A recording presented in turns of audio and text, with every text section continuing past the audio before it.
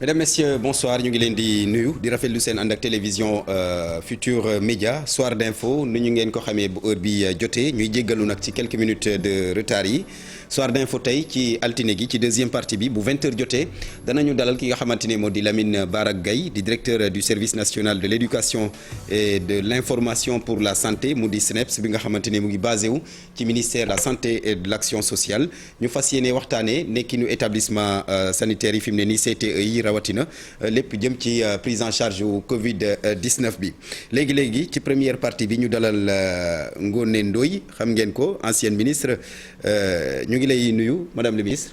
maa ngi leen di fay bu baax Barthélémy Ngom. yow yaay présidente fondatrice bu FEMIDEC mooy femme enfant migration et développement communautaire. dëgg la. voilà man maa ko jiite. Covid bi ba tey ci la ñuy des.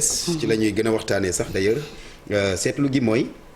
kaa yi ñu ngi gën di yokku te ci kaa yi yokku dañ ci nemmeeku ne ay jigéen ñi bokk nañ ci limu ñi ci ëpp bari na sax ñoo xamante ne ñàkk nañ ci seen bakkan situation boobu ci sa gis-gis lan moo ko waral est-ce que jigéen ñi maanaam daal fay daal gi ñu war a fay daal feebar bi dañ ko fay daalul wala lan la Barthélémy jërëjëf xanaa nga may ma rek ma nuyu waat la nuyu kër gi nuyu tamit sa téléspectateur yépp mais profité itam massawu Sénégal ci mbas mi jaale tam ñi nga xam ne seen mbokk yi dañ see jiitu ji. ndax fi mu nekk nii troisième vague bi mu ñëwee ba léegi dafa am jaxasoo bu rëy bu am si réew mi nit ñi à peu près da ngay ni sax xamuñu fan la ñu war a jaar. parce que comme je le disais l'autre jour amuñu feuille de route wax nañu ne rek dem leen ñàkku ji mais foofu la yem. te lu mel ni bu amee communication dafa war a bari. waxtaan dafa war a bari ñaaxante dafa war a bari. madame la présidente Khady Fall Tall ci suba rek bi muy waxtaan ak man di ma incité ne ma foo mënti jaar il faut que ngeen jug daf ma xamal ne la société civile tam waruñu noppi. comme yéen yore organisation yi ak ONG yi nekk ci base bi ak communauté yi. yéen tamit war ngeen a wax surtout ci mbirum jigéen ñi. te daal da nga gis ne première vague bi ñu ngi doon wax deuxième vague ñu ngi doon wax troisième vague bi gën a virulente nit ñi noppi. amuñu sax yoon bu ñu ne nit ñi jaar leen ci lii. xam nga heure bi daan na fekk président wax ak ñun. jox ay ndigal ay gouvernement bi jox ay ndigal préfet yi. ba pare topp ci gannaaw. ñuy xam ne nee nañ def leen lii wàññi leen lii jàpp leen lii téye leen lii nit dafa bëgg koy niital. loolu amuñu ko ba pare communication bi réseaux sociaux yi dañ ko jël torop. am luñ ci wax lu bari. nit ñi tiit parce que jigéen ñi ñoo tax tey may wax. jigéen ñi nga xam ne nii ñoo nekk à la base même de la riposte. ñun bi ñuy def suñu plaidoyer en tant que société civile ci wàllu mbas mi. defee ko fii déjà lañ ko commencé woon à la TFM.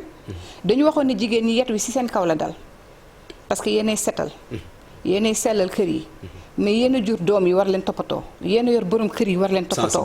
yéen a war sensibilisation bi sax. plus foofu lañ ko jëlee woon. ñoo ci gaaw ñoo ci jiitu woon. bàjjenu gox yi ànd ci. mais marché yi jigéen ñi ñoo ci nekk. ñooy jëndi fajar marchandise bi. ñooy frotté wu ci biir oto yi. ñoom ñooy dem marché jaay ji. maanaam ñoo nekk njaboot gi ñoom ñoo nekk ci biir feebar bi. de ñoom ñu war ko aar te ci biir réseaux sociaux yi ci communication bi dañu rawee réew mi un pas bu géant. li ñu leen rawee mooy dañoo deeta jiitu ne leen ñi créé maladie bi parce que dañ ko créé ngir dañu bëgg a wàññi population africaine. dañu bëgg a wàññi nit ku ñuul. loolu nekk ci bopp xale yi ba ñu defee ni ku ko jël doo jurati doom wala daf lay indil problème. te amul beneen communication bu contrebalancer loolu pour leeral ne man sama gëm-gëm laa wax man nekku naa ñaari sama dose yi ba pare au tout début bi ñuy def sax des appel bu autorité centrale yi di jël fekk nañ ma nekku man ba pare. c'est parce que man dama jàpp ni man bu ma feebaree sama médecin laay seeti. li ma médecin bi wax laay jëf te la ma ko wax pharmacie balaa koy fekk. te la fa nekk ci pharmacie bi yëpp gaw ma ne ñun ñoo ko liggéey. donc je fais tout de suite confiance à mon médecin et à ma pharmacie.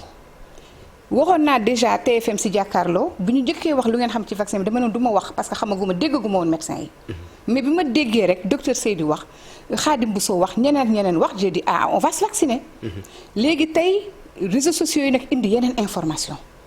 internet bi kenn ku nekk vaccin bi baaxul dañ leen bëgg a wàññi population africaine bi dañ leen di dugalal ay. am nga wolof Njaay nee na ku war a wax bu waxul rek am ku wax ci place. am nag ku wax place am moo tax ma bëgg ñu corriger communication bi l'état d'abord.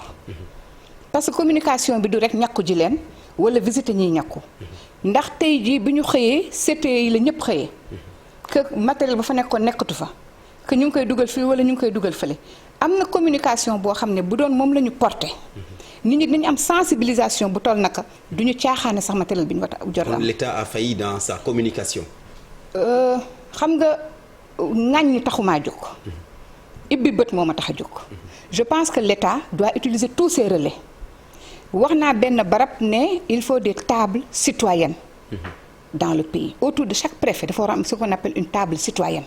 boo xam ne bépp organisation de base bu am ci gox bi. bépp organisation communautaire. képp kuy jokkoo ak nit ñi da nga fay am rendez-vous de réunion autour du préfet.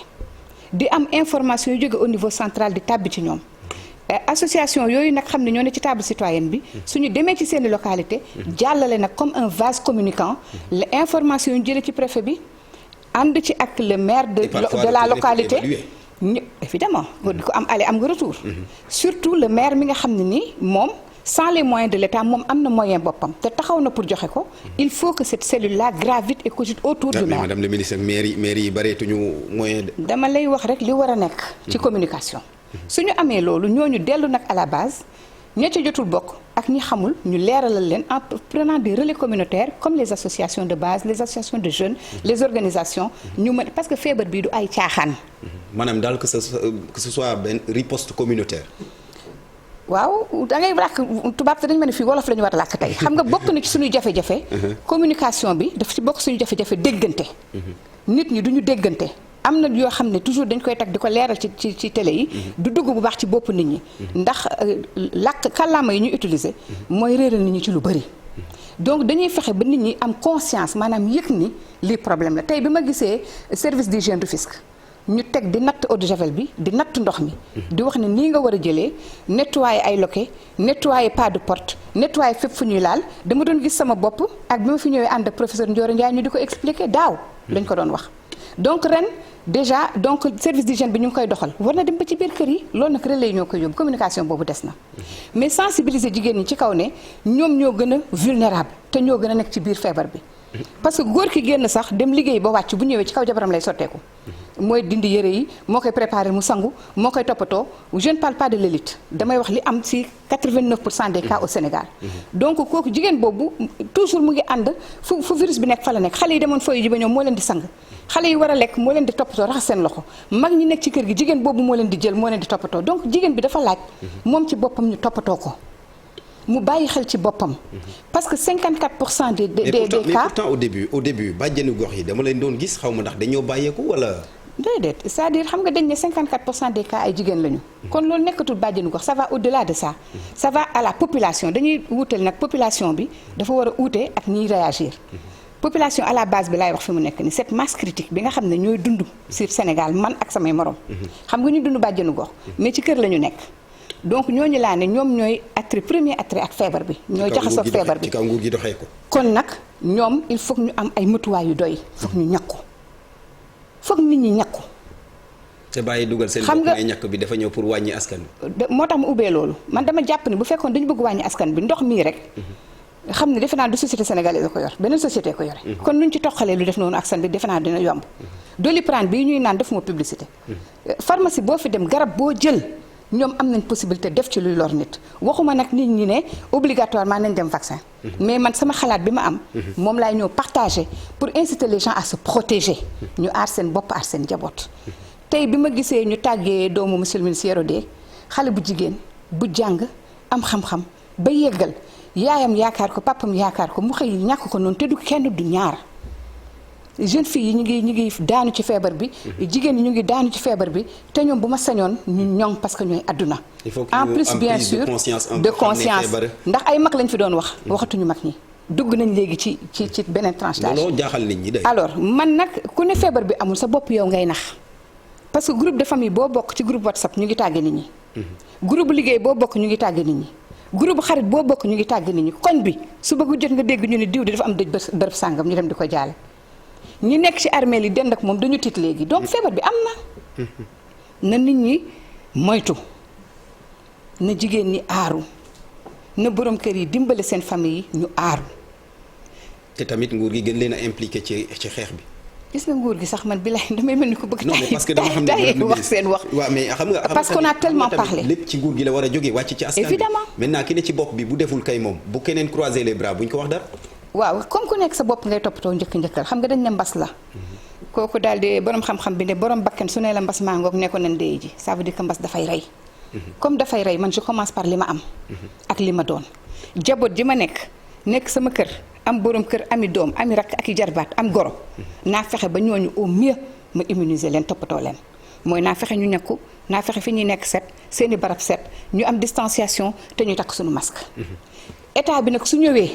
ak ay mesures. jox service d'hygiène muy pomper. jox nit ñi ñuy nettoyer. mbalit yeeg salte yi ci dëkk bi nga defee ne bu jigéen ñi yoroon mairie yi di ko doxal dina am du am.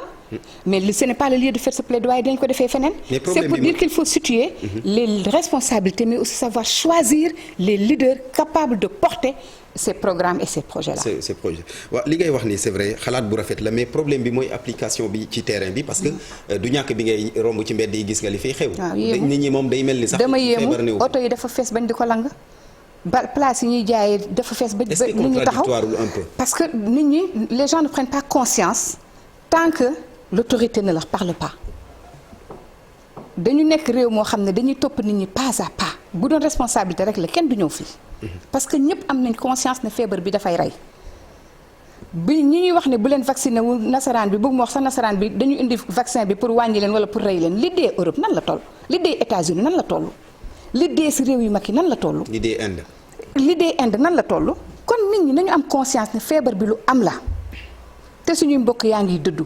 na nit ñi moytu def distanciation takk ay masque am na ñu lay naan il faut que ma liggéey su ma liggéey la du ma lekk oui da ngay lekk tant que nga mën a lekk am na ñu tëdd mënuñ lekk. tant que nga mën a lekk moo tax ngay lekk mais ñu feebar ba tëdd ñuy wuti appareil respiratoire ñi di ko wëndeelu ba di ko jënd 900 000 francs ñooñu taluñu lekk wér moo jiitu lekk.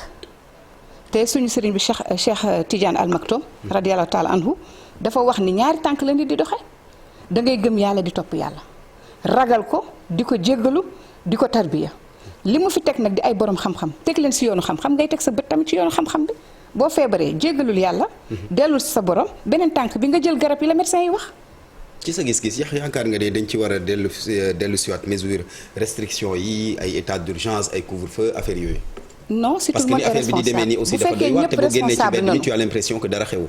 bu ñëpp responsable du ko mat mais c'est la responsabilité tey dëj normalement ku ko am damay profiter di jaale ma Bouba Thiam.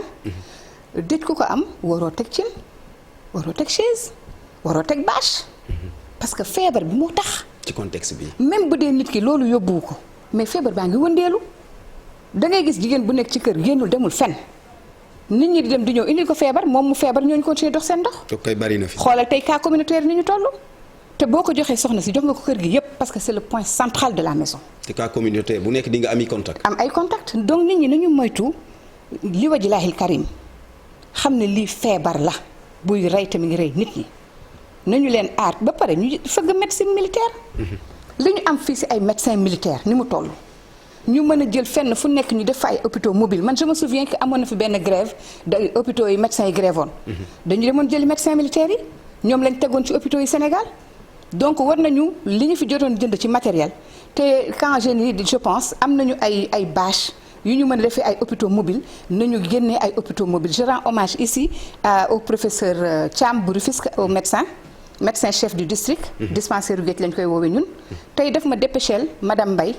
mu indil ma fu may defaree femmes yi formation elles sont 50 femmes mu indil ma équipe mobile ñu ñëw vacciner femmes yépp demaat parce que ba ma ko dem am ay femmes yu nekk di liggéey seen formation boobu tamit ay dajaloo lay doon. non du tout parce que on a l'espace qu'il faut et tout bu la neexee am naa image sama kii sama téléphone fii nii am na distanciation bu normale parce que c'est 15 par cohorte donc 5 def distanciation 1m50 kenn gisul sa morom kenn xoolul sa morom mais il s'est déplacé defal ma une équipe mobile ñëw vacciner femmes yépp delluwaat nit ñi foog ñu am ci une volonté. ñu jël médecine militaire invité leen ci liggéey bi ñu teg ay tentes rapprocher nit ñi rapprocher faj mi ak nit ñi.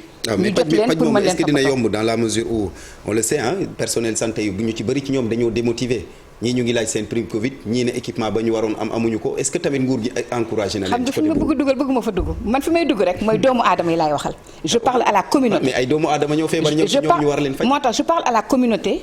et je demande aussi je donne quelques stratégies à l'État pour que état bi tamit jël médecine militaire boole leen ci. ndax léegi dañu dem si réew mi foo xam ne dañu toll fi nga xam ne dañuy nit ñi dañuy ŋàññi rek. te ŋàññi bi rek amul torop njëriñ il faut donner des pistes de solution.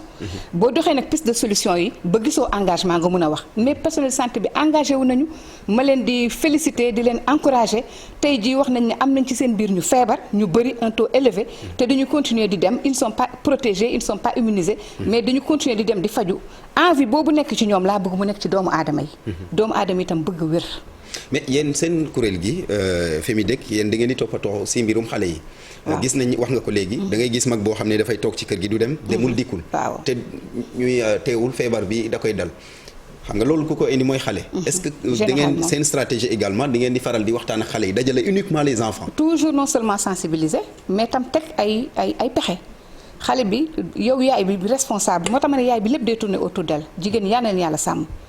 yaay bi mooy fexe ba doomam bala muy génn set wecc takk maskam yor gel léegi dañu jënd gel yu ndaw di ko jox seen njaboot ñuy def ci poche wala ci sac à dos. période de vacances moo gën a graaw xale bi day takk maskam raxas ay loxoom yépp ñu yónni ko mu war a génn su génnee dina dajeek beneen xale boo xam ne amul loolu seen kër. maanaam seen kër yëg lijjantiwuñu sax ndax xale bi génn na su génnee moromam la day këf maskam naan ko waaye dindi lii waay lii amul solo et cetera. ça crée des problèmes man gis naa ay famille yoo xam ne dem nañ ci ba arrivé aux mains ndax benn xale dafa ñëw agressé beneen xale naan ko yow tàppet nga rek lan moo tax ngay takk lii c'est pour dire que la société n'est pas assez conscientisée. xale yooyu nag di dem ak di ñëw mën nañu indi jàngoro bi ci kër gi mais tey xale yi itam dañuy feebar. parce que variant bi ñëw léegi dafa adapté wu à ce qui se passe. moom su ñëwee di dem gis na mag rek lay rey mooy delta bi suy dellu si day utaat beneen doole. am na nag benn borom xam-xam bu ma briefé. mais comme li muy wax xaw ma ko torop damay nettali rek li ma wax nee na grippe aviaire bi mu fi amee li taxoon nasaraan se keneen ak keneen di fekk seen ay volaille yëpp di ko rey di fekk kii jur gi ñu di ko rey parce que xamoon nañ ni bu génnee mën na di muter ba agsi ci doomu aadama te ñoom jàpp nañu mutation boobu mën na am moo dox ba am lu ñuy lekk lu nit di lekk nit ki jël ko lekk ko mu jaar ci moom ba mun a indi feebar bi nga xam ne coronavirus moo ko indi wax na ma ba tudd ma SARS mais man du ma wax lu ma xamul. c'est pour dire que variant bi tant que éliminé wuñu ko te dara du ko éliminé du vaccination distanciation mu sore nit ñi. mën na fi nekk di muté wu di gën a amaat nag ay armes yu muy duggee ci biir nit ki di ko lor. te ñu bàyyi ndajeem xew yeeg yooyu. bu kenn tegati cin mooy problème parce que foo teg cin nit ñi xaar lekk donc nañu éviter non seulement daje pour def ay xew. ba pare que ce soit des réceptions wala leneen lu mënta doon njëriñ loo fekkee. moo tax parfois j'ai bien apprécié léegi gars yi tendance bi ñuy jëf bu nit décédé ci Covid bi bu ñu ko suulee rek condoléances njaal mi ca cimetière. dañuy loolu moo tax ma félicité famille Maboussa Thiam. njaal mi ca cimetière la muy métti di dëcc jàngal nañu ñu bëri. jàngal nañu àdduna wane nañu hauteur d'esprit ñu ngi leen di ko jaalaat une seconde fois parce que ca cimetière ba fa lañu arrêté lépp. waaye boo ñëwee takk say bâche takk sa ay rajo woo nit ñi ñëw nga teg ay cin di togg ak di yàq nit ñi di duggante loolu mën na yaatal mbir mi. nit ñi nañ ko moytu parce que gënul feebar bi dëgg la feebar bi am na te feebar bi day rey nañ ko moytu. d'accord ce dernier mot ci sensibilisation bi surtout comme yéen a ngi ci terrain bi. waaw xanaa Rufisque moom xam naa ne wër ngeen ko ba mu de. Rufisque dañu gën foofu la ñu wax ne moo gën a metti moo tax léegi may féliciter docteur Thiam parce que dafa metti suñu préfet taxawul. suñu préfet atndikuwul il est partout mi ngi wax ak nit ñi mi ngi jox ay instructions mi ngi gunge nit ñi il fait de son mieux mais je souhaiterais que nous puissions avoir au moins une feuille de route boo xam ne dafay jógee à l'aide ci état central bi wàcc si ci administration territoriale bi collectivité locale su ko defee ñu harmoniser riposte bi. de nguur gi daal gën a dëgëral gën a jubanti communication bi ci askan bi incha allah. jërëjëf soxna Ngoné Ndoye ancienne ministre présidente fondatrice bu FEMIDEC mu nekkoon sunu gan gu njëkk ci Soir d'info mbokk yi jërë ngeen jëf ñu ngi leen di gërëm jox leen ci daje ci kanam tuuti gannaaw xibaaru 20h yi ñu ci ànd ak Mamadou Mouhamed Ndiaye.